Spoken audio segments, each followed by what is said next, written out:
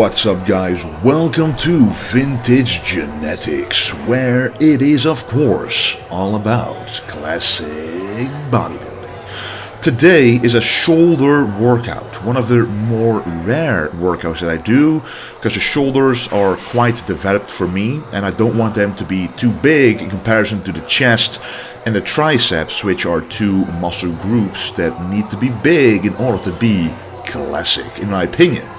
Especially since I've been viewing my Arnold classic pictures, I can see that from the side poses, the side chest, the shoulders kind of start overpowering some of the poses. Because the shoulders, when they're big, especially the rear delts and the front delts in general, the entirety of the delts, when they are too big, the triceps, which actually are a weak point for me but I'm starting to improve, look smaller in comparison, as well as the chest, even though my chest is a strong point. So that's what I don't want. But however, sometimes, at least once a month, sometimes even less, I try to train some shoulders to at least get some good quality roundness in them, because I do notice if I never train them, they do start to lose a roundness, and I need the shoulder width because they make my waist look smaller. So it's pretty much a game that bodybuilding is, to make everything look proportionate, and you have to choose which body parts you want to grow to make other body parts, weaker body parts, look better, for example, such as my waist, which needs to decrease in size, at least from the front view, because I will show you at the end of this video how I am looking from the side with my waist and what I'm doing to decrease the size of it. But anyway, let's head on to this workout. Doing the side lateral raises. You saw at the beginning, the weight that I used was quite low and the volume is quite high. I like to start out with 25 reps and 20 reps, then 15 reps, and then doing some heavier sets with one arm to really focus on each individual arm. Because I noticed that if I use two arms with a heavy dumbbell, I simply use too much traps. It's like doing a shrug at the end of the movement, which is not something you want to do. You want to choose a weight with which you can only use the side delts and not the traps. So if you go too heavy, you simply use the traps too much, and you want to isolate the muscle that you intend on working. Then the next exercise, which is something I really urge you guys to give a shot, especially when you want to increase your side delts, is this incline side lateral raise with a light dumbbell. And trust me, it has to be a very light dumbbell, because this exercise, because of this incline position, really isolates the shoulder even more, and it puts more tension on the entire range of motion. Just think about it: when you stand straight and the dumbbell is near your side, there's pretty much no tension. The only thing you're doing is holding on to the dumbbell to prevent it from falling, but you don't have to do any effort with the side delt at all. But if you look, you can literally look at the muscle right here when I'm doing the exercise. When the arm and the hand, the dumbbell is close to the side, there is a lot of tension on the side delt still. So the tension, the time on the tension is more, and there's no momentum to be used, and the tension is constant, which is all a good thing for hypertrophy in that muscle. And also, guys, the reason that I start with side delts is because the front delts, at least for most people, trust me, is overdeveloped, because we're doing a lot of chest, and then we're also doing a lot of shoulders, at least most people are. So you do a bench press, then wait a day, do a military press as the first exercise, and you all work the front delts, and they get targeted a lot more in comparison to the rest of the delts, which creates a disproportionate deltoid, because the deltoid is comprised of three compartments. If you look at it in a more basic way: the front, the side, and the rear. And if you want them all to be, if you want it to be proportionate, you have to work all of them equally as hard. So during chest, you already work the front delts very hard. So to even compensate for that, you shouldn't really do front delts at the beginning of a shoulder workout, in my opinion. You should simply be doing side or rear delts. And for most people, I actually recommend the rear delts, but for me they are quite developed already, so I start with the side delts. And then, as you can see, I move on to the rear delts, doing some face pulls. And because they are a strong point, I start with a compound exercise for the rear delts, and that means that I use more muscle groups than only the rear delts. Also use the biceps to perform this exercise, hence why it's called a compound movement. But for most people, I recommend starting with an isolation movement for the rear delts to re-isolate that muscle instead of also using the traps, which is a possibility when doing a compound movement like these face pulls. Especially during this set, the last heaviest set, you can see that I'm using a little bit of momentum with my body and also using the traps to really, force some reps out. I'm still working the rear delts, but also the traps, and I know I can do that because the rear delts are already quite developed. So what I want you guys to do, if you find that your rear delts need to be bigger, start out with an exercise like this. That reverse dumbbell fly, an excellent exercise to isolate those little rear delt muscles, and you really need to use a light weight here as well, just like the side lateral raise, in order to isolate that muscle and not use the traps too much, because the traps really can get in the way of a good shoulder workout. You don't want to work the traps too much, you want to work the rear delts.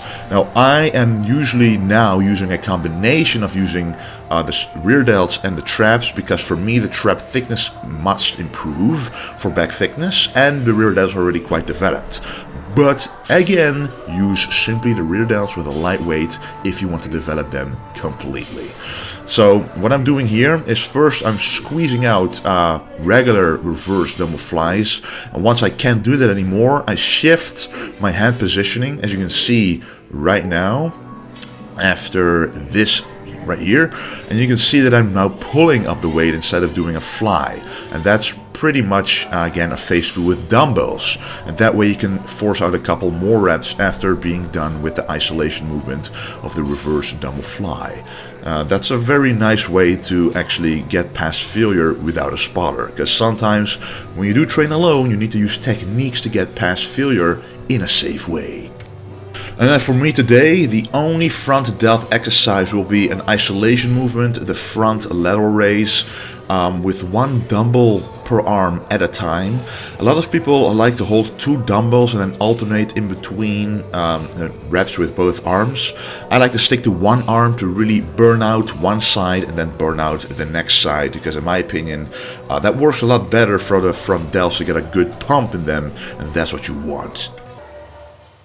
Alright, and then we move on to the triceps. Now usually when I train shoulders or even when I train back, I like to include the triceps instead of the biceps. Now of course with shoulders you can simply stick to shoulders, but I like to combine it with a tricep exercise, a couple of tricep exercises, because for me I need to improve the triceps for sure, to be able to compete with the other professional bodybuilders. And what I do for that is start out with the most effective exercise for the long head of the triceps, and that's these skull crushers or French presses, whatever you want to call them. It's more like a French press that goes very low behind the head. There's no official name for it, but I saw old school bodybuilders perform this, and then I simply tried it out and it felt very good. It extends the range of motion compared to a regular skull crusher, and that actually enhances the time and attention, and it allows you to stretch that tricep more. You stretch the long head of the tricep more, which you can really see right here. The long head of the tricep really connects pretty much to the armpit, and you can see that that part is literally moving when I go downwards. Just imagine if the bar would only go to my forehead, you would skip that entire movement, and that movement is primarily done by the long head. So you really want to make sure to include that movement into this exercise, into these reps for sure. And why do I target the long head first? Because that is the biggest part of the triceps. And when that grows, the entire arm in general grows. Here you can see me doing an isolation movement, a unilateral isolation movement for the triceps, which I really love. I'm not using a handle, like a regular handle that you, for example, do cable flies with.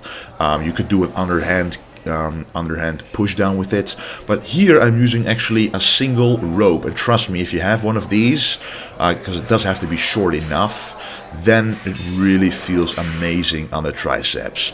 Usually with a regular rope push down, you work mostly the small head of the triceps, which is basically the part that you see closest to the bicep when you pretty much stand in front of the mirror. The width that it gives to your arm at the tricep part is mostly the small head. And you can really see it right here. The part that is most to the left is the long head, and the part that is most to the right of the triceps is the small head. And what I want to work here is mostly the long head, so I'm really targeting and angling my body in such a way that I can really hit it. This does require a little bit of mind-muscle connection, of course, because you really want to feel where the tension in your tricep goes, but I really literally feel it in the long head. And of course, it's always about emphasis. You always work the entirety of the triceps. You cannot really isolate a tricep head, but it's all about hitting different angles and making sure that you put more emphasis on one part of the muscle compared to the other in order to get a different muscle shape. And that's only possible by using different techniques like this. Alright, and then I want to talk to you about the abdominal work that I've been doing for the last couple of weeks in order to improve the appearance of my abdominals, because I want them to be a little thicker so they look better in general. A lot of people are scared of working the abdominal muscles because they think it increases their waist size. But honestly, it makes you look leaner. If your midsection looks better when it looks leaner, you look leaner overall. Because like Arnold used to say, no matter how good the rest of your body looks, if your midsection doesn't look good, it just ruins the entire physique no matter what. Just, Phil He, for example, he had pretty much the best body parts of everybody at the Mr. Olympia last year on stage, but because of his midsection, he lost. So that is a very big part of bodybuilding, and it becomes more and more important, and I'm realizing that even though my midsection is good, there's still guys in Classic Physique who have an amazing genetically good and thin and small and tapered midsection, so you always have to work on that part of the body to look as good as possible. So what I'm doing here is I'm really focusing on the lower abs, keeping constant tension on the abs. What I'm really also doing is combining this with the transverse abdominis muscle, which is the layer of muscle below the rectus abdominis, and the rectus abdominis is the visual abdominal muscles that you see, which is what I'm training here. But when I'm going all the way up, when my legs are pretty much all the way upwards, I suck in the stomach, I breathe out all the air and suck in the stomach at the same time, and that works the transverse abdominis, which aka is called doing the vacuum. And here I am isolating the vacuum movement, so isolating the transverse abdominis contraction. So when it is fully contracted, when it's fully pulled in, you are doing the vacuum. And that's what I've been doing every other workout. I'm doing these vacuum movements, and then the rest of the workouts I'm doing some abdominal work. So every single day I'm working the abs in a smart way. So I'm not using the super heavy weighted rope crunches anymore. What I'm doing is doing body weight movements for the abs to really refine them. I don't want too much hypertrophy to happen. I just want to refine them a little bit, add a little bit of thickness to the rectus abdominis, aka the abdominals themselves, and get better at the vacuum pose so that I can pull in the stomach even deeper, and it will make it easier on stage as well. So I recommend you guys doing the vacuum every single morning, 2 sets of 15 seconds, and after every workout. Anyway guys, that was the workout of the day. A lot more is coming, and don't forget to stay golden. The next part will be in Dutch, because I will be giving a Dutch seminar in, of course, the Netherlands. So, iedereen die geïnteresseerd is in het volgen van mijn seminar bij Fox Gym Rotterdam, ga naar vintagegenetics.nl en koop je ticket daar. Het zal gaan over voeding, over training, tips en tricks die je kan gebruiken tijdens de training en ook met voeding. En er is een training achteraf waar ik rondloop en tips geef. En ik ga je gewoon vertellen over mijn verhaal, over hoe ik van amateur tot pro ben geworden, wat ik van hedendaagse bodybuilding vind, wat ik van classic fysiek vind en wat de toekomstplannen zijn. En natuurlijk alle mogelijkheid om al je vragen te stellen. Dus als je geïnteresseerd bent, ga naar de website en krijg een gratis tanktop bij aanschaf van de ticket. Hopelijk zie ik jou op 20 april om 6:30 bij Fox Gym Rotterdam.